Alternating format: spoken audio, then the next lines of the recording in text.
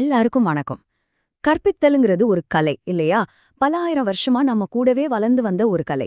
சரி, அந்த பாரம்பரியமான ஒரு விஷயத்த இன்னைக்கு இருக்கிற டெக்னாலஜி எப்படி அடுத்த கட்டத்துக்கு எடுத்துட்டு போகுதுங்கிற ஒரு இன்ட்ரெஸ்டிங்கான கதையை தான் நாம இன்னைக்கு பார்க்க போறோம். இந்த கதையோட ஆரம்பமே ஒரு ஆசிரியரோட ஆதங்கம் தான். இந்த ஒரு வரியில எவ்ளோ வலி இருக்கு பாத்தீங்களா? இது ஒருத்தரோட குரல் மட்டும் இல்ல, தங்களோட வேலைய உண்மையா நேசிக்கிற பல ஆசிரியர்கள் ஒவ்வொரு நாளும் சந்திக்கிற ஒரு போராட்டத்தோட பிரதிபலிப்பு தான் இது. ஒரு நிமிஷம் கண்ண மூடியில கற்பனை பண்ணி பாருங்க. ஒரு ஜூம் கால்ல 100க்கும் மேற்பட்ட டீச்சர்ஸ் இருக்காங்க. ஒவ்வொருத்தர் முகத்திலையும் ஒரு சோர்வு. ஏன்னா அவங்க எல்லாருமே ஒரே மாதிரியான ஒரு பெரிய சுமைய சுமந்துட்டு இருக்காங்க. அதுக்கு ஒரு தீர்வு கிடைச்சிராதான்ற ஒரு சின்ன நம்பிக்கையில தான் அங்க கூடியிருக்காங்க. சரி, வாங்க விஷயத்துக்குள்ள ஆழமா போலாம். முதல் பகுதி, ஒரு ஆசிரியரோட மன அழுத்தம். ரொம்ப ஆர்வமா கிளாஸுக்கு வர்ற டீச்சர்ஸை இந்த பாடத்திட்டம் தயார் பண்றது, அதுக்கு தேவையான மெட்டீரியல்ஸை தேடுறதுன்னு ஏகப்பட்ட வேலைகள் எப்படி அவங்களோட நேரத்தையும் சக்தியும் உறிஞ்சிடுதுங்கிறது தான் இங்க இருக்கிற முக்கியமான பிரச்சனை. இந்த பிரச்சனை வெறும் டீச்சர்ஸோட வேலை பழுவோடு மட்டும் நின்னுடல. யோசிச்சு பாருங்க, இந்த டிஜிட்டல் உலகத்துல தமிழ் மாதிரி ஒரு பழமையான அழகான மொழிய அடுத்த தலைமுறைக்கு கொண்டு போறதுல எவ்ளோ பெரிய சவால்கள் இருக்கும், அதையும் நம்ம இங்க கவனிக்கணும். இப்போ இருக்கிற மாணவர்களை ஈர்க்கணும்னா நாம சொல்லிக் கொடுக்கற முறையில ஒரு பெரிய மாற்றம் தேவைப்பட்டுச்சு. சும்மா மனப்பாடம் பண்ணி ஒப்பிக்கிற பழைய முறையிலிருந்து மாறி சாக்ரட்டிக் கேள்வி முறைன்னு ஒரு புதிய அணுகுமுறைக்கு போக வேண்டியிருந்தது. அதாவது வார்த்தைகளை திரும்ப திரும்ப சொல்றதுக்கு பதிலா மாணவர்கள் இப்போ அந்த வார்த்தையோட சூழல் என்ன, அந்த பழமொழிக்கு பின்னாடி இருக்கிற ஆழமான அர்த்தம் என்னன்னு பகுப்பாய்வு செய்ய ஆரம்பிக்கிறாங்க. கற்றல் இப்போ ரொம்ப அர்த்தம் உள்ளதா மாறுது. குறிப்பா சொல்லணும்னா, சிங்கப்பூர்ல இருக்கிற உமறு புலவர் தமிழ்மொழி நிலையம் மாதிரி இருக்கிற இடங்கள்ல டீச்சர்ஸ் ஏகப்பட்ட சவால்களை சந்திக்கிறாங்க. பசங்களோட வயசுக்கேத்த மாதிரி பாடப்பொருட்கள் சரியா கிடைக்கிறதில்ல. அவங்களோட கவனத்தை ஈர்க்கிறதுக்கு இன்டர்நெட்ல 1000 விஷயங்கள் இருக்கு. இது எல்லாத்தையும் தாண்டி ஒவ்வொரு பாடத்தையும் ஆரம்பத்திலிருந்து உருவாக்குறது உண்மையிலே ரொம்ப பெரிய வேலை. அப்போ இதுக்கு தீர்வு தான் என்ன?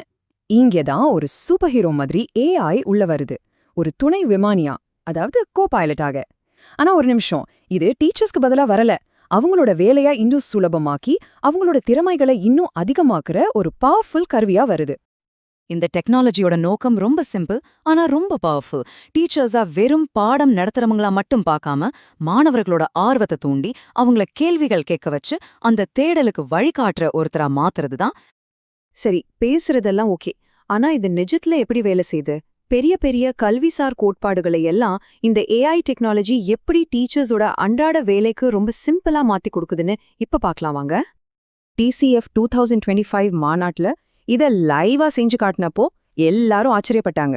சிங்கப்பூரின் வரலாறை பற்றி ஒரு தமிழ் பாடத்திட்டத்தை உருவாக்குன்னு ஒரே ஒரு கமெண்ட் கொடுத்தா போதும், அடுத்த 60 வினாடிகள்ல குறிக்கோள்கள், செயல்பாடுகள், மதிப்பீடுகள்னு ஒரு முழுமையான பாடத்திட்டம் நம்ம கையில.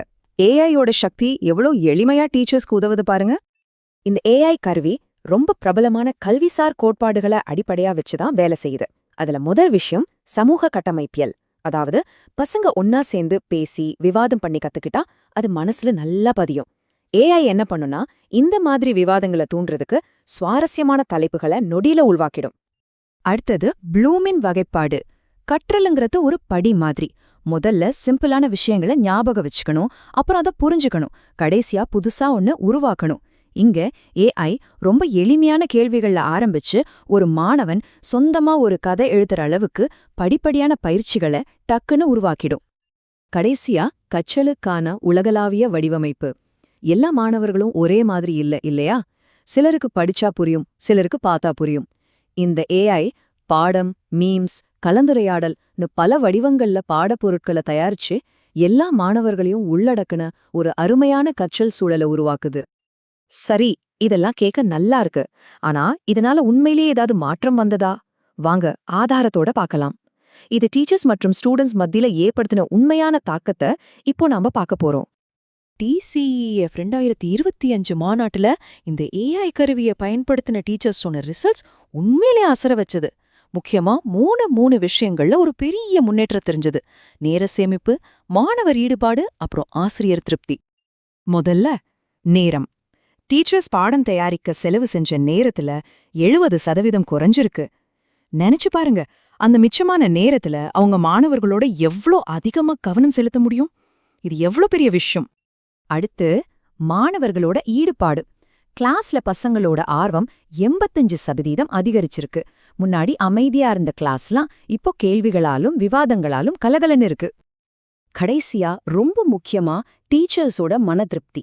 92% டீச்சர்ஸ் ரொம்ப சந்தோஷமா திருப்தியா ஃபீல் பண்ணிருக்காங்க. அவங்களோட வேலைப்பழு குறைஞ்சு சொல்லிக் கொடுக்கற ஆர்வம் இன்னும் அதிகமாயிருக்கு. இதுதானே நமக்கு வேணும். இந்த நம்பர்ஸ் எல்லாம் ஒரு பக்கம் இருக்கட்டும். உமறு புலவர் மையத்தோட மூத்த தமிழ் ஆசிரியை திருமதி கமலா சொன்னதை கேளுங்க. முன்னாடி தமிழ் எழுதமே கஷ்டப்பட்ட மாணவர்கள் இப்போ சொந்தமா கதை எழுதுறாங்க. மாயா அவங்களுக்கு வெறும் வார்த்தைகளை சொல்லிக் கொடுக்கல, மொழியை எப்படி நேசிக்கணும்னு சொல்லிக் கொடுத்திருக்கு. இது எவ்வளவு பெரிய அங்கீகாரம்!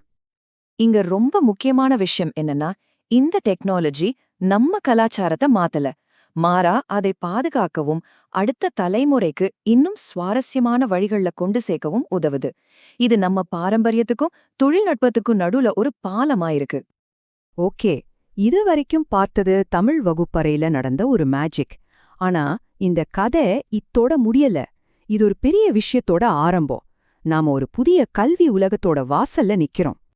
நான் சொன்ன மாதிரி இது வெறும் தமிழ் மொழிக்கான ஒரு தேர்வு கிடையாது.